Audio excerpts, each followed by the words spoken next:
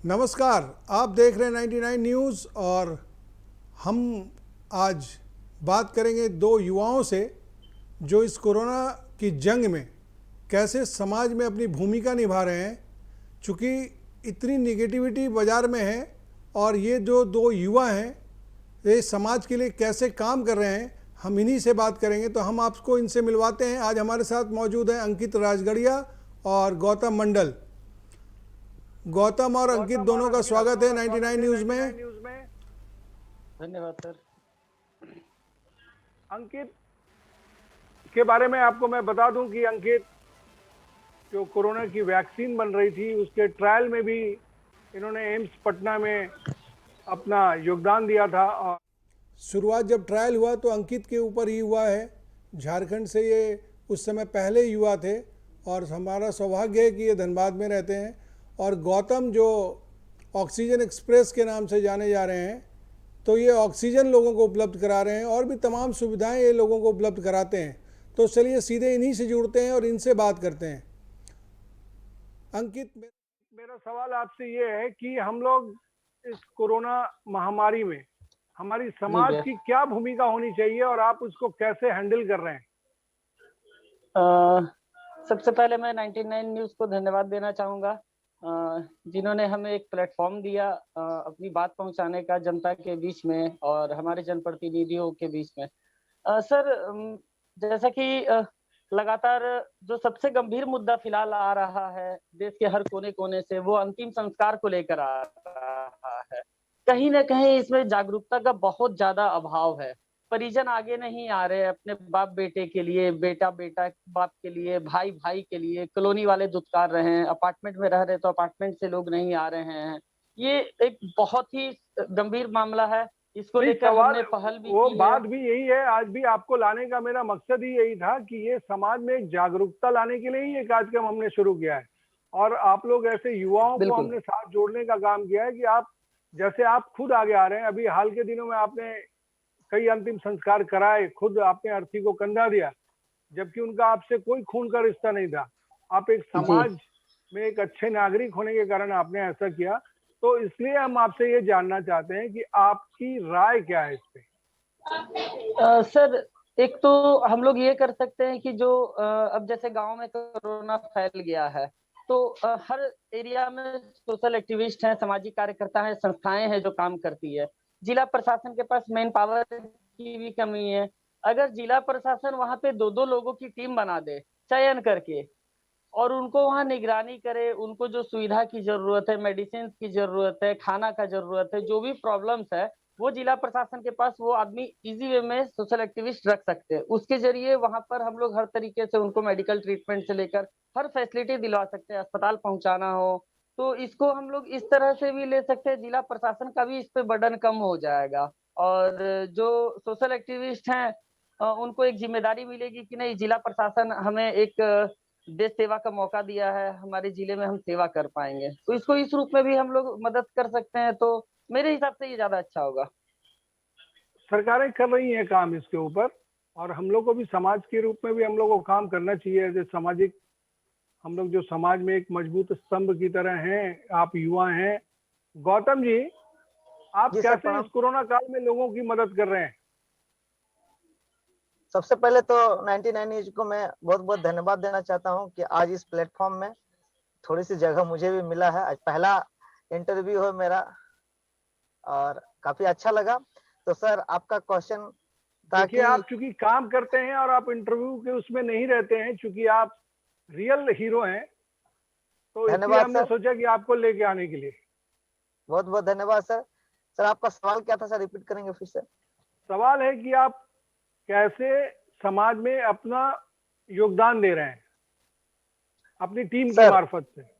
जी, सबसे पहले सर, हमारा टीम ह्यूमैनिटी हेल्पिंग हैंड्स हम लोगों के युवाओं की टोली है और इस टोली में हमारे साथ लगभग 20 लड़का एनी टाइम मौजूद रहते हैं। इन युवाओं के साथ मिलकर मैं कोरोना जैसे महामारी में, कोविड जैसे लॉकडाउन, ऐसी महामारी जहां लोगों को घर से दूर दूर से बाहर, यहाँ से वहां ऑक्सीजन की कमी को देख रहे हैं हम। लोगों का कहना है भैया, जैसे कि पहला दिन जो ऑक्सीजन का पहला रिक्वायरमेंट मेरे पास आया, चंडीगढ़ से एक महिला की फोन आया।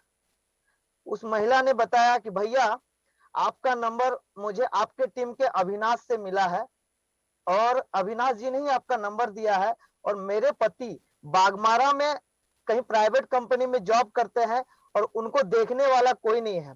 पहला ऑक्सीजन के लिए कॉल आया था और उनको ऑक्सीजन की बहुत जरूरत है, और आपके दोस्त ने कहा कि वही आपका मदद कर सकता है। और उस समय में तो अब चाची कांडेडी में था, वहीं से जब मैंने सुना कि ऑक्सीजन का इतना किल्लत है, उसी जगह से मैंने 3 सिलेंडर अरेंज करवाया, एम्बुलेंस वाले से संपर्क किया कि ऑक्सीजन सिलेंडर कहाँ से मिलेगा।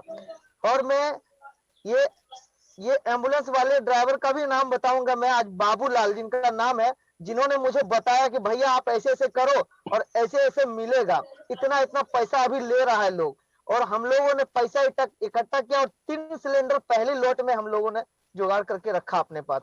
और बस दूसरा दिन जैसे ही मैंने फेसबुक पर फोटो डाला, हम लोगों के पास ऑक्सीजन का डिमांड का फोन आने लगा, और इतना भारी मात्रा में फोन आने लगा कि लोगों का मजबूरी और हालात देखकर हम 3-3 बजे तक फोन रिसीव किए हैं। उस हालात को देखे, करीबी से देखे कि कोरोना क्या है। उस महिला ने मुझे याद दिलाया कि भैया आप ऐसा काम किए हैं जो मेरे पति और मेरे साथ है। उनके घर वाले इनफैक्ट उनको छोड़ के चले गए थे पीएमसीएच में, तो पीएमसीएच में मेरा संपर्क नहीं हो पा रहा था क्योंकि मैं उस समय बाहर में था। तो मैंने देखिए उन महिला को मामला ऐसे ही आ रहा है ना कि लोग इसको इस नजर से देख रहे हैं कि अगर एक आदमी को सोसाइटी में कोरोना हो गया तो उसके पास तक जाने से डर रहे हैं। सवाल डरने का नहीं है, सवाल है कि उसको केयर करने का, क्योंकि आप अगर उसको नेग्लेक्ट करेंगे तो उसके अंदर नेगेटिविटी आ जाएगी और वो उसके लिए हार्मफुल होगा। तो अंकित भी इस दिशा में काम कर रहे हैं। अंकित, और क्या क्या परेशानियां आपको आ रही हैं अभी? जी भैया, भैया सबसे प्रॉब्लम ज्यादा हो रहा है कि O2 सपोर्टेड तो फिलहाल कम हो गया है, लेकिन वेंटिलेटर डिमांड बहुत ज्यादा है, जो मरीज सीरियस होते जा रहे हैं। और एक केस आया है सर मेरे पास परसों, लेकिन उस केस को सॉल्व करने की बहुत मैंने कोशिश की, पर होने को कुछ और मंजूर था, और महिला जिस दुनिया में नहीं, आज सुबह 9:45 बजे उनका निधन हो गया धनबाद के एक निजी अस्पताल में इलाज के दौरान। सर हम देख रहे हैं कि एक नया बीमारी पुराना है, लेकिन ये कोविड के दौरान फिर से लौट आया, और ये ज्यादा घातक है, ब्लैक फंगस। धनबाद के एक निजी अस्पताल में इलाज के दौरान महिला को फंगस हो गया और उसके मुंह में अंदर में ब्लैक हो गया। उसके बाद ब्लैक फंगस वाला एक मामला तो आ रहा है, हो सकता है। हाँ हाँ, तो उसको बताया गया कि आपका जी सर आवाज आ रहा है, थोड़ा सा कट रहा है। अंकित जो बोल रहे हैं उसमें कट रहा है आवाज। अच्छा, तो गौतम मेरा सवाल है, जो अभी कोरोना काल में जो सरकारी अस्पतालों में तो इलाज हो रहा है, बेड की कमी है, ऑक्सीजन की कमी है, लेकिन उसको बहुत हद तक सरकार दूर कर रही है, लोग लगे हुए हैं, टीम लगी हुई है अपने स्तर से। लेकिन जो प्राइवेट अस्पतालों में जिस ढंग से कोरोना के नाम पर लूट मची है, इसको लेकर आप क्या सोचते हैं? सर प्राइवेट हॉस्पिटल की रही बात, वो तो सीट अवेलेबल करा दे रहे हैं, पैसा ले रहा है, लेकिन जान तो बच रहा है सर, ये तो हम मान रहे हैं। लेकिन पैसा जो अंधाधुन और गलत तरीके से ले रहा है, मौका का फायदा उठा रहा है, ये नहीं उठाना चाहिए था। ये वो लोग आपदा को अवसर की तरह ले रहे हैं ना। जी जी जी, ये मौका है उन लोगों के पास, वो लोग भी सोच रहे हैं गलत हो रहा है ना, तो इसके लिए जी ये बहुत गलत है, इसका विरोध होना चाहिए। जी सर, लेकिन जो बात है, जो सरकार ने आज रेट भी तय किया है कि मैक्सिमम 12,500 है। जी सर। अंकित, आप क्या सोचते हैं अस्पतालों के जो रवैये हैं उसको लेकर, आप क्या सोचते हैं? भैया अगर इस पर कार्रवाई होगी तब तो, पहली बात तो कार्रवाई नहीं होती है। जी भैया बिल्कुल। हाँ अंकित बताइए। आवाज नहीं आ रही भैया? हाँ आ रही है, आपकी आवाज आ रही है अंकित, बोलिए। देखिए कार्रवाई, भैया सबसे बड़ा इसमें मामला क्या है कि कार्रवाई नहीं होती, इसलिए इन लोगों का हौसला बढ़ता है। अगर कार्रवाई होगी तो ये इनमें एक डर रहेगा कि नहीं हमारे ऊपर कार्रवाई हो रही है। कल भी एक असरफी से 5 दिन में कोविड का इलाज के नाम पे लगभग 3,90,000 रुपए का बिल लिया गया है, और उसका बिल का एक पार्ट मेरे मोबाइल में मौजूद है। तो कार्रवाई नहीं होती है, इसलिए मरीज के परिजन भी कंप्लेन कर नहीं रहे हैं।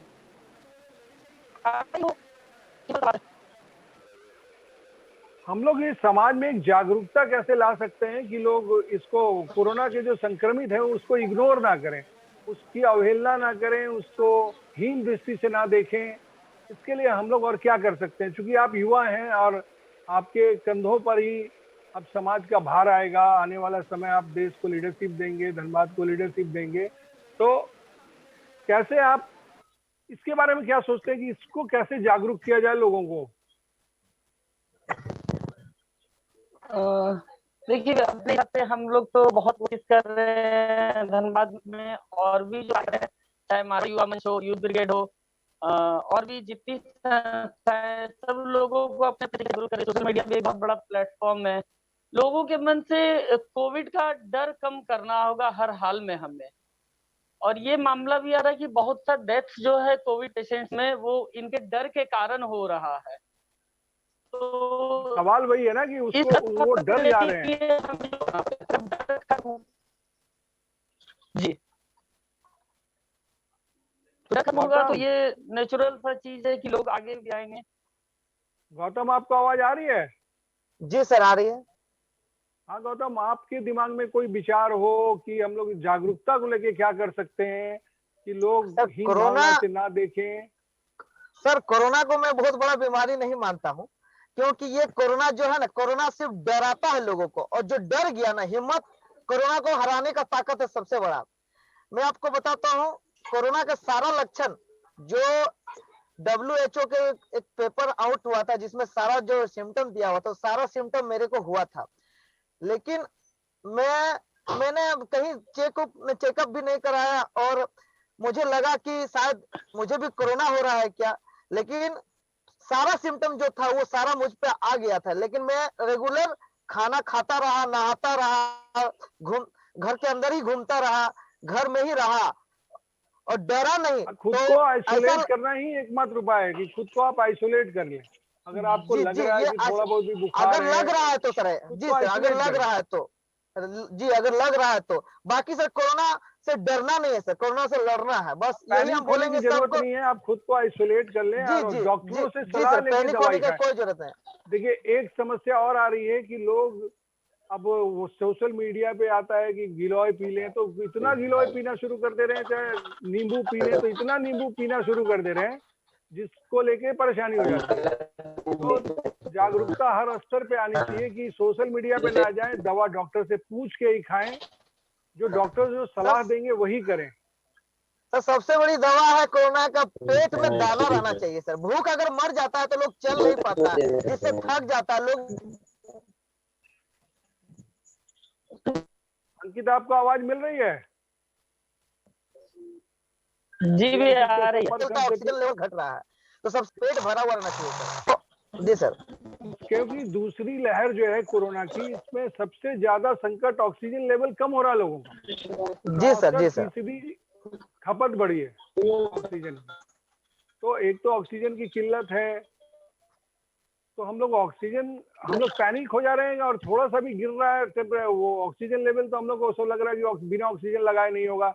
जबकि हम संयमित रह के कर सकते हैं इसको, थोड़ा नर्वस ना हो तो हम लोग इसको कर सकते हैं। जी सर। अंकित, आवाज आ रही है? अंकित से संपर्क लगातार टूट रहा है। अंकित, आपको आवाज मिल रही है?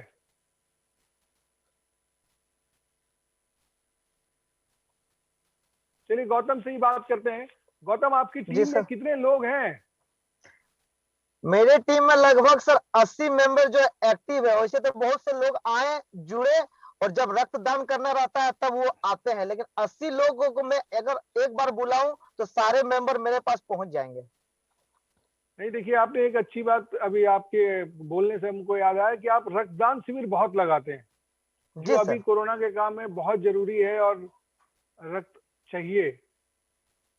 और इस दिशा में अंकित भी पहल करते हैं, और अंकित लगातार करते रहते हैं। हम लोग लगातार इनको देखते हैं कि ये ब्लड डोनेशन में बहुत आगे रहते हैं।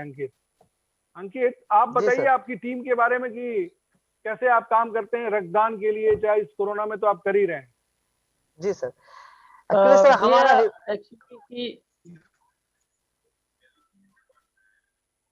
एक सेकंड भैया, इसमें प्रॉब्लम कर रहा है। जी भैया एक अंकित सेकंड। बोलिए। अंकित, आपको आवाज मिल रही है अंकित? तो इसमें क्या है कि कोरोना में आप डरे नहीं, घरों में रहें, घरों में रहेंगे सुरक्षित रहेंगे, और दवा बिना डॉक्टर की सलाह के आपको नहीं लेनी चाहिए। जी सर, बिल्कुल। तो सोशल मीडिया में कुछ भी चला और हम उसके बाद उसको देख के खा लिए, चाहे अगर कुछ आ ही रहा है, देखिए गिलोय पीना और नींबू पीना ये कहीं कोई खराबी नहीं है, लेकिन एक उसकी मात्रा तय है, उतना ही हम लोग को खाना चाहिए।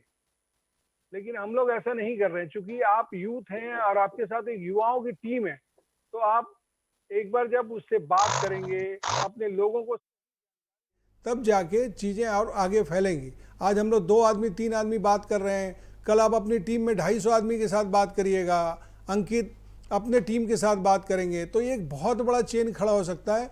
और युवाओं की जिम्मेवारी है कि वो पैनिक ना हो, अफवाहों से बचें। चूँकि अंकित, एक सबसे बड़ी समस्या ये आ रही थी कि वैक्सीनेशन को लेकर जो भ्रम हो रहा था लोगों को, अभी भी आपको बता रहे हैं ग्रामीण क्षेत्रों में कोरोना बहुत तेजी से पसर रहा है, तो और वहाँ पे लोग वैक्सीनेशन का कैंप लग रहा है और वैक्सीन लेने नहीं जा रहे हैं। आप भी कतरास के उधर ग्रामीण क्षेत्रों में रहते हैं और गौतम भी यहाँ बहुत से ग्रामीण क्षेत्रों में उनका दौरा अक्सर रहता है, तो हमको लगता है कि ग्रामीण क्षेत्रों में एक अवेयरनेस प्रोग्राम आपकी टीम को भी चलानी चाहिए कि कैसे हम लोग कोरोना का वैक्सीन लेंगे तो हमको कुछ नहीं होगा, हम बहुत सुरक्षित हो जाएंगे। बिल्कुल सर। तो क्या करेंगे हम लोग? आपके दिमाग में क्या चल रहा है गौतम जी? एक्चुअली सर, अभी हाल के दिनों में ही हमने नेहरू बाल अकादमी में मारवाड़ी मंच के द्वारा वैक्सीनेशन कैंप लगाया था, जो धनबाद जिला प्रशासन की ओर से मुहैया कराया गया था। और यहाँ पहला दिन हम लोगों ने लगभग 7 दिनों का कैंप लगाया। पहला दिन का संख्या था मात्र 23, दूसरा दिन का संख्या है 90, तीसरा दिन का संख्या है 103।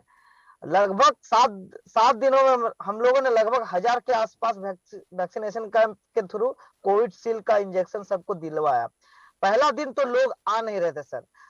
हम लोग अपने टीम के साथ लगकर सोशल मीडिया के माध्यम से, क्योंकि हम लोगों के पास कांटेक्ट है, सब लोगों का कांटेक्ट हम लोग सेव रखते हैं, सबको एक ग्रुप में जोड़ के रखते हैं। सारे के मोबाइल में फोन, जितने भी मोबाइल में व्हाट्सएप है, सारे का व्हाट्सएप में व्हाट्सएप करते हैं हम लोग बैठ के। और व्हाट्सएप करने के बाद सारे लोग हम लोगों को रिप्लाई दे रहे थे, रिप्लाई देने के बाद बता रहे थे क्या करना है, कहाँ आना है। लोग आ रहे थे, जुड़ रहे थे। मैं एक्चुअली वार्ड नंबर 22 में ही रहता हूँ, वो शहर पड़ता है, लेकिन मेरे वार्ड से सटा हुआ चारों तरफ गांव है, और मैं उस गांव में भी जाता हूँ। बहुत भ्रांतियां है कि वो वैक्सीन लेने से तबीयत खराब हो जा रहा है, बुखार हो जा रहा है, ऐसा कुछ नहीं हो रहा है। नहीं सर, वैक्सीन लेने से 5 जी को भी नहीं हो रहा बुखार। जी जी सर, एक्चुअल डर का माहौल बना हुआ है उन लोगों के अंदर कि वैक्सीन लेने से बुखार हो रहा है, खांसी हो रहा है। ये जिम्मेवारी है कि उसको ये खत्म करना। आप अगर 2 आदमी को भी इस डर से बाहर निकाल पाते हैं तो हम समझते हैं कि हमने अपना काम किया, क्योंकि वो 2 फिर 4 को करेगा, वो 4 फिर 8 को करेगा। जी सर, पहला दिन का जी सर। अंकित से मेरा सवाल है कि जो वैक्सीनेशन को लेके भ्रांतियां हैं उसको कैसे दूर करना चाहिए?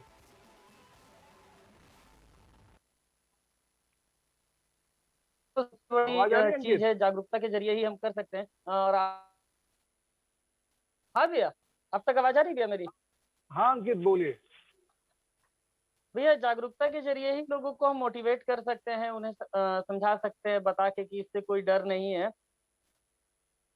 और जैसा कि आप अभी कहें कि में हम लोगों को और गौतम मंडल है उनको, उनके जो छोटे छोटे कस्बे हैं आसपास के गांव में, वहां तो मैं कोशिश करूंगा अगले 2 से 3 दिन में एक प्रोग्राम करने का। कतरास के आसपास का जो हमारा एरिया है गांव का, वहां हम अपने टीम के साथ जाके वहां लोगों को एक जागरूक करें। गांव में छोटे से कस्बे में 20-22 लोगों का घर हो, 50 लोगों का घर हो, और लोगों को मोटिवेट किया जा सकता है। क्योंकि देखिए छोटी छोटी पहल ही बड़ी बन जाएगी बाद में। चलिए, आप इस कोरोना की जंग से में समाज की भूमिका कार्यक्रम में आप आए, राय रखी। और कोरोना से बचने का एकमात्र उपाय है कि आप सोशल डिस्टेंसिंग का पालन करिए, मास्क लगाइए और घरों में रहिए। ज़रूरत पड़ने से ही निकलिए, अनावश्यक रोड पर ना घूमिए। और तब तक के लिए हमें दीजिए इजाज़त। झारखंड की अन्य खबरों के लिए आप देखते रहिए 99 न्यूज़। धन्यवाद।